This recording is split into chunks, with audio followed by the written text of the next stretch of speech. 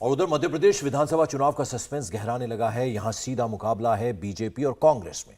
दोनों के बीच बेहद कड़ी टक्कर दिखाई दे रही है। कांग्रेस हिंदुत्व की राह पर चल पड़ी है तो बीजेपी विकास की राह पर। और सिर्फ विकास की बात कर रही है बीजेपी। कांग्रेस गुड गवर्नेंस देने का भी वादा कर रही है तो बीजेपी अपने किए गए विकास कार्यों की लिस्ट गिनवा रही है।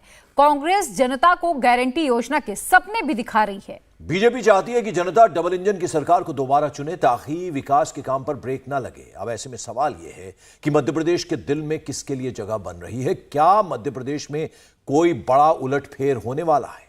मध्य प्रदेश में सबकी सांसें क्यों अटक गई हैं? इस विधानसभा चुनाव में क्या ऐसा खतरनाक खेल होने वाला है कि इन सब सवालों के जवाब अगर आपको जानना है उसके लिए आप हमारी ये रिपोर्ट देखिए।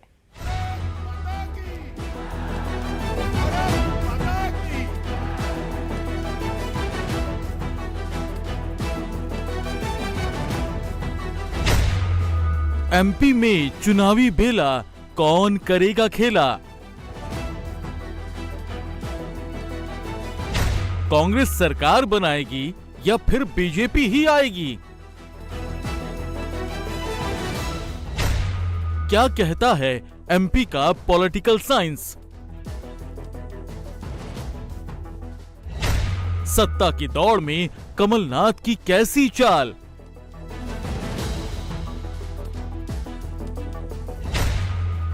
शिवराज कितना जाने वोटर के दिल का हाल? चुनाव की चौखट पर खड़ा है मध्य प्रदेश और फिर आमने सामने हैं बीजेपी और कांग्रेस। सीधा सीधा इन दोनों के बीच ही है मुकाबला।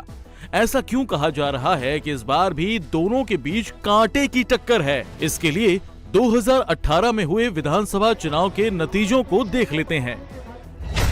2018 में मध्य प्रदेश विधानसभा चुनाव में कांग्रेस को 230 सदस्यीय विधानसभा में बहुमत से 2 कम यानी 114 सीटें मिली थी। बीजेपी के खाते में 109 सीटें आई थी, वहीं बीएसपी को 2 जबकि अन्य को 5 सीटें मिली थी।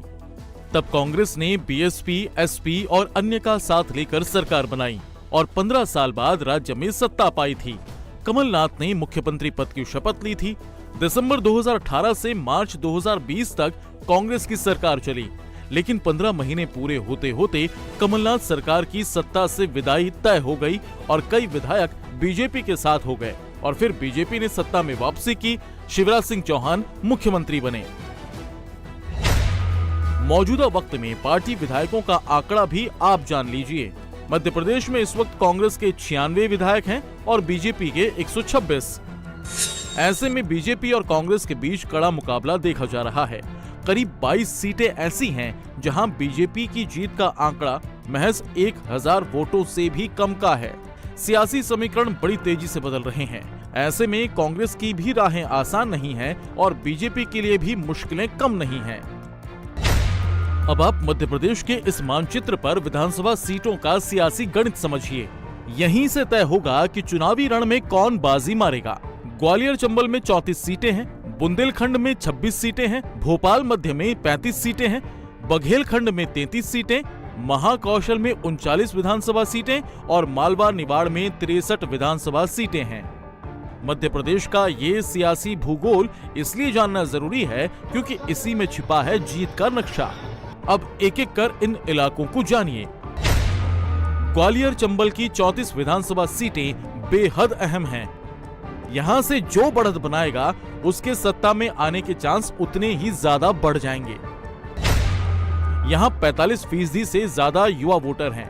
ये यहाँ निर्णायक भूमिका में हैं। साल 2018 में ग्वालियर चंबल की 34 में से 26 सीटें कांग्रेस ने जीती थी, जबकि बीजेपी के खाते में 7 सीटें आई थी। लेकिन 2020 में हुए उपचुनाव के बाद बीजेपी और कांग्रेस दोनों के पास 17 सीटें हो गई हैं। ऐसे में कांग्रेस और बीजेपी दोनों की कोशिश यहां से बढ़त बनाने की होगी। पूरे देश में यहाँ सब विधायक कांग्रेस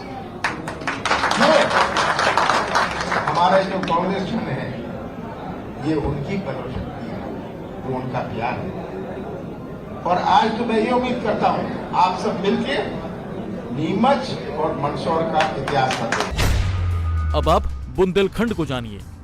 बुंदेलखंड इलाके में विधानसभा की 26 सीटें हैं। 2018 में बीजेपी ने यहां से 17 और कांग्रेस ने 7 सीटें जीती थी। और अब अगला इलाका आता है भोपाल मध्य।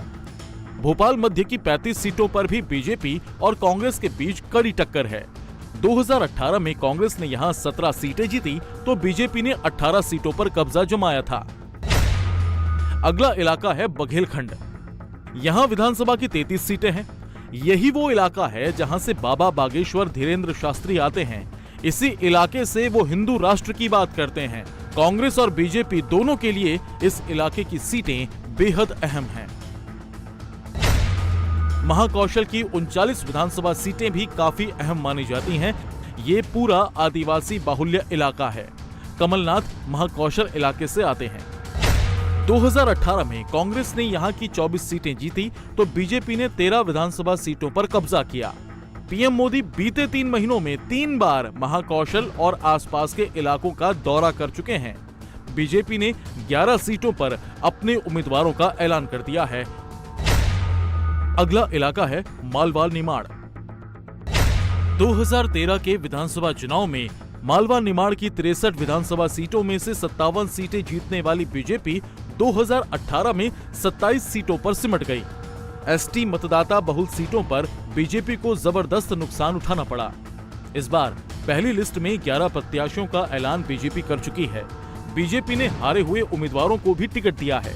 बीजेपी इस वक्त आत्मविश्वास से भरी है और मुख्यमंत्री शिवराज सिंह चौहान बड़ी जीत का दावा कर रहे हैं।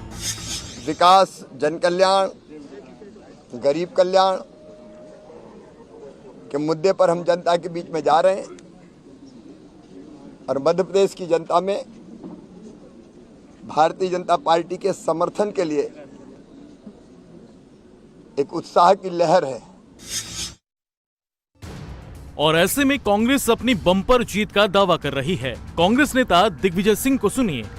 तो हमें भरोसा है कि 2023 के विधानसभा चुनाव में कम से कम दुगना नहीं तो डेढ़ा तो हमको नतीजे आएंगे और इतने आने चाहिए कि कोई फिर दगाबाज हमें छोड़कर ना जा सके। इतनी बड़ी हमें बहुमत मिलना चाहिए, क्योंकि किसको भरोसा था कि बड़े बड़े लोग धोखा दे जाएंगे। चुनावी मौसम में आरोपों की बारिश भी मूसलाधार हो रही है। दिग्विजय सिंह का आरोप है कि बीजेपी दंगा करवाने की तैयारी कर रही है, तो इस पर बीजेपी का पलटवार भी सामने आया।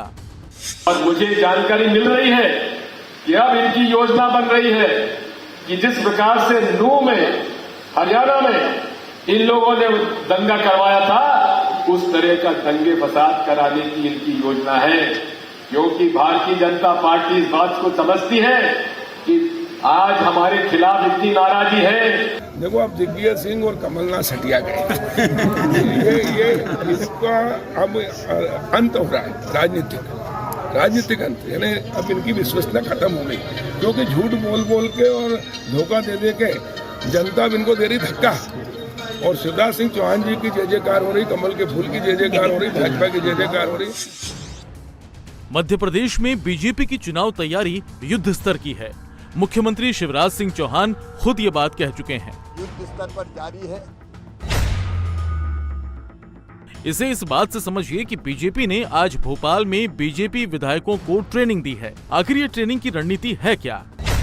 दरअसल 4 राज्यों से विधायक बुलाए गए हैं। इसमें गुजरात, यूपी, महाराष्ट्र और बिहार के विधायक शामिल हैं। अगले 1 हफ्ते तक ये विधायक मध्य प्रदेश में रहने वाले हैं। माना जा रहा है कि इनकी रिपोर्ट के आधार पर ही उम्मीदवारों के नाम तय होंगे और आगे का चुनावी प्लान बनाया जाएगा।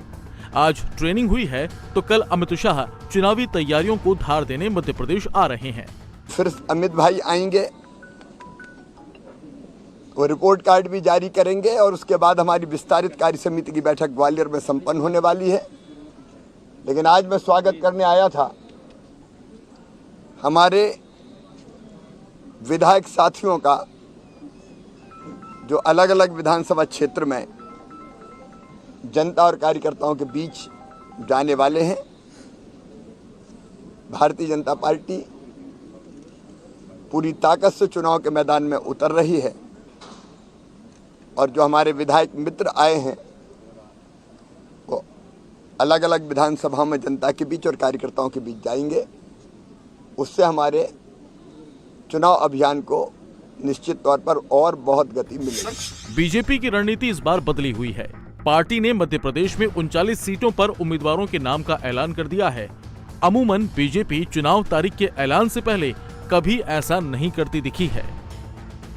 इंडिया टीवी हर वक्त हर जगह डाउनलोड करने के लिए सर्च करें India TV news Google play store या ऐप स्टोर पर।